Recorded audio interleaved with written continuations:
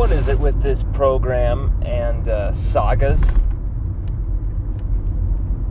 You know, things that just continuously go on,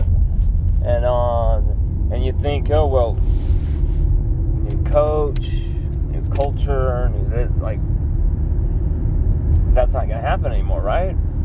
Well, you know, it's not like Brian Kelly can come in and just wave a magic wand and everything, every single instance, every single player is going to completely, you know, bend the knee or be exactly the type of player on and off the field he would like them to be.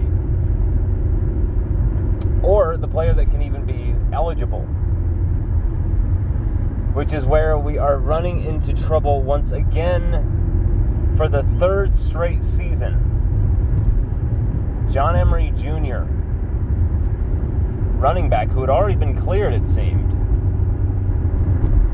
will now also miss the Florida State game. So, back-to-back years, he missed the Florida State game, missed the first 2 games of last year, missed the entire 2021 season. Had an injury and, you know, limited rep affected 2020. 4 touchdowns as a freshman on the national championship winning team. So this is a member, one of only 3 Tigers remaining on the squad from the 2019 team. Charles Turner, Josh Williams, and John Emery Jr. If there's one I'm missing, please put that name in the comments section, because I'm greatly interested. Only 3 I could think of. And John's one of them. But now we don't really know when we can count on John Emery Jr. Not, you know, on the field. On the field, he's, you know, he was fantastic last year for LSU. I think very underrated. He scored some of the biggest touchdowns of this season for us. He scored against Alabama, against Florida, against Auburn. He actually scored 3 touchdowns against Texas A&M, even though we lost that game. Still dropping 3 touchdowns. I think he had 7 total touchdowns, or was it 8? Catching and running the ball. So, like, dual threat, former 5-star, athletic pedigree up the hee-haw. We know what to expect from John Emery Jr. He's great. He's a great player. He's a great kid. I mean, the perseverance from this kid. He could have transferred like 3 times at this point. Never transferred. Entered big-time running back rooms, stacked running back rooms the last 2 seasons, knowing full well what he was up against and not caring, because he wanted to be at LSU. He cared about his Tigers. So while many out there are going to absolutely light into John Emery Jr., how dare he be suspended again? He can't get his academics going, blah, blah, blah, blah, blah. Like, I get it. Broken record. Okay. But look at the perseverance and dedication of this kid to, like, be a Tiger and try and make this work. It hasn't worked completely. He's had moments. He's had big time moments against some of the best teams in college football. I mean, he had a huge 100-yard game, absolutely destroyed Alabama in 2020, was critical for us against Alabama this last season. You know, John Emery Jr. has what it takes to be an absolute dynamic football player at the next level, but what are NFL GMs and scouts going to see? He could not take care of his business off the field. And I'm hearing that John Emery Jr. will be back at some point, most likely by the Mississippi State game. or the Arkansas game, right in that area. But at this point, I think you've got to move your priority away from Emery Jr. until we know he's available and he's going to be ready to go. Because right now we've got a guy like Caleb Jackson who had over 100 yards from just 3 touches, scored twice from those 3 touches.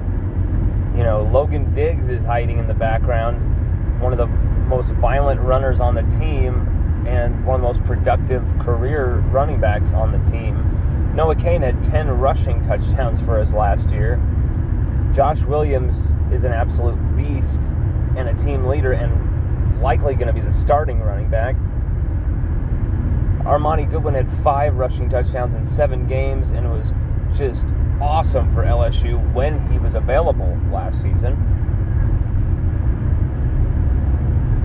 And Trey Holly has been there from the get-go in January and has really impressed the coaching staff. So at running back, you'll be fine, with or without John Emery Jr. But I'm telling you right now, you would rather have him, obviously. He's got a great connection with Jaden Daniels. Those two were awesome when they were, communicating in the route running in the flat. Jaden Daniels was hitting him perfectly with the ball. You can tell there's a connection there that's really solid between those two. And so you want to see, especially a 2019 Tiger, finish strong. I mean, he's on a team where he could get a second ring here. And if I'm not mistaken, he didn't even make an appearance in that national championship game against Clemson unless it was on special teams. So he's never even played in a national championship game. This would be a chance for him to do that.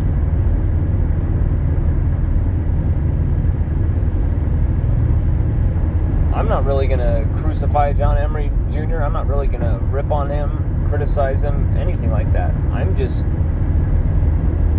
get on the field, bro. Like, whatever it takes. And I don't know if John Emery Jr. is having, like, the most ridiculously screwed up academic schedule that is causing this. He's taking the wrong courses that just are set up for him to fail. I don't know how or why this continues to happen. But you'd think once BK and company came in and revamped the whole academics program, they would find a better avenue to keep John on the field. I hate to say it, but get him some easier classes. I get you want to push him and stuff, but pushing him is just completing the things. Like, I'm not even going to rip. Like, school for me was tough because I learned differently. I didn't want to sit in a class and sit there and be quiet and do your worksheets and here's your homework and here's your number 2 pencil and all this crap. Like, I absolutely hated that part of school. The busy work, the stupid, repetitive blah of it all. Like, it was not for me. But I did what required for me to get my freaking diploma, I made sure to do that, and actually in the end took a ton of AP classes, got a bunch of college credit that way. Like, it was about tailoring the schedule to what would make me more successful and what would make me enjoy school more. Once that happened, my grades, flew up. My grades went into the stratosphere. So that's what it's about for me. It's like, maybe his schedule's messed up. Maybe he's taking the wrong classes. And maybe that's been the problem all this time.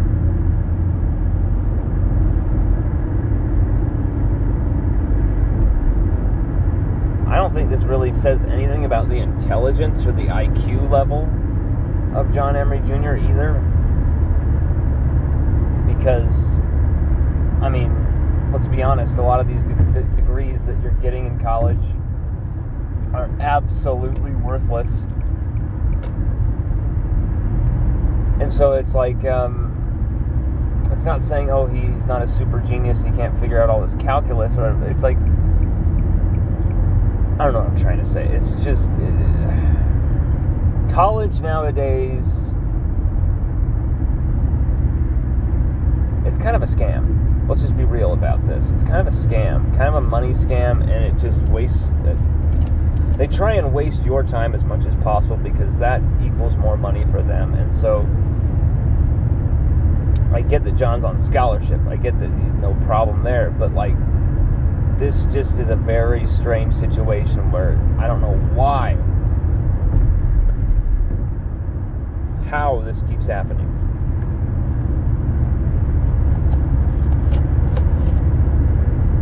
I don't get it. I don't understand it. But, you know,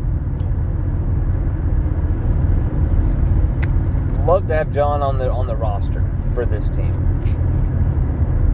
Because even though we got a lot of running backs, some of them, 2 or 3 of them are actually pretty hurt.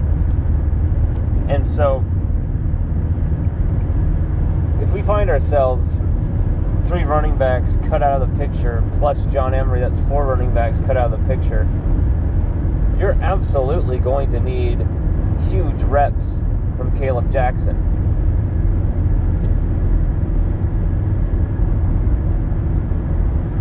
Not just put him in the game, see what happens, but like huge reps. You're going to need him to be maybe even a starter on a few games.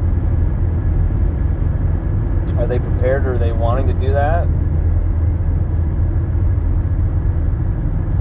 You know, bringing in Logan Diggs is a great move transfer-wise, but at the same time, did that make LSU just like almost give up on John Emery?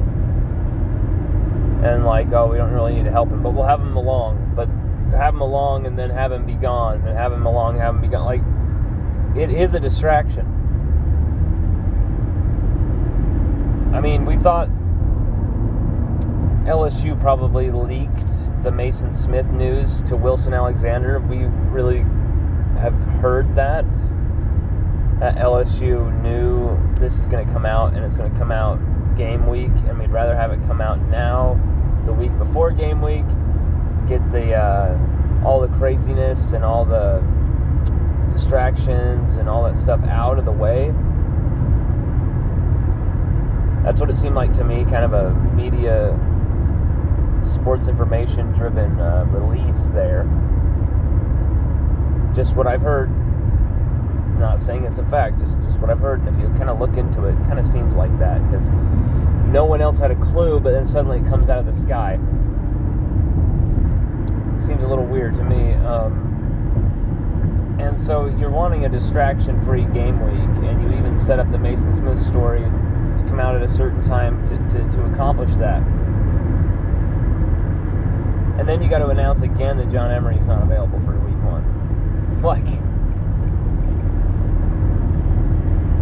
I feel for Brian Kelly, but at the same time, like, he has to have known what was going on, that John Emery Jr. was not going to be eligible.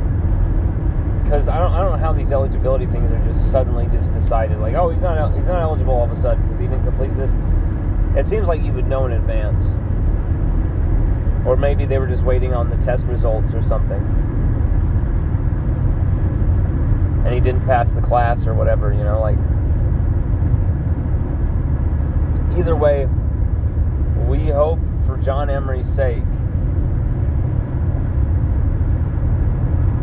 he can become eligible again, wear the purple and gold, and finish his final season the way it should be done. I mean, no point in coming back twice when he could have transferred,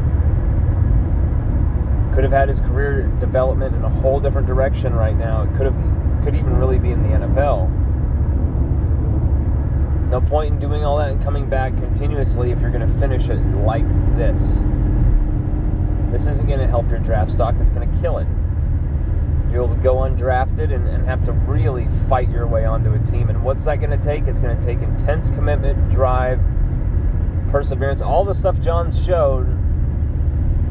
But I guarantee you, whoever that head coach is for that team that is trying to get him onto their squad, see if he can make the roster cuts, they will test him in some type of classroom environment. They will test him intellectually. They will test his football knowledge. They will put him to the test with some type of classroom homework assignment for the playbook that he's learning. Anything like that. They will put him to the test with that. I guarantee you. He's passing all the on-field tests. Okay, let's see what he's got with this. Does he have it here? Is he mentally there? Is he mentally ready for this? Is he emotionally ready for this? Because this is also what it's going to take.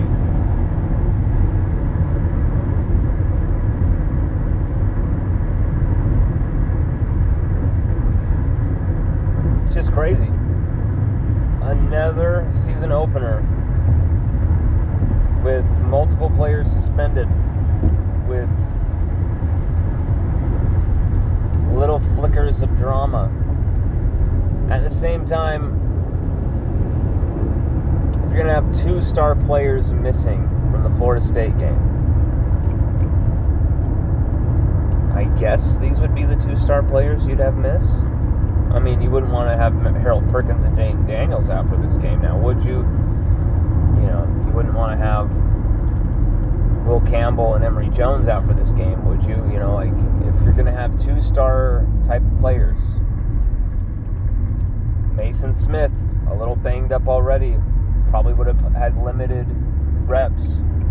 Not to say his impact would have been limited, but at least limited reps. You've got Micaiah Wingo, who's an All-American right there, who's already used to stepping in. You've got Jacobian Guillory just chomping at the bit. Paris Sean. And then, as we just said before, the running back room is literally littered with greatness. So, John Emery Jr. suspended first game.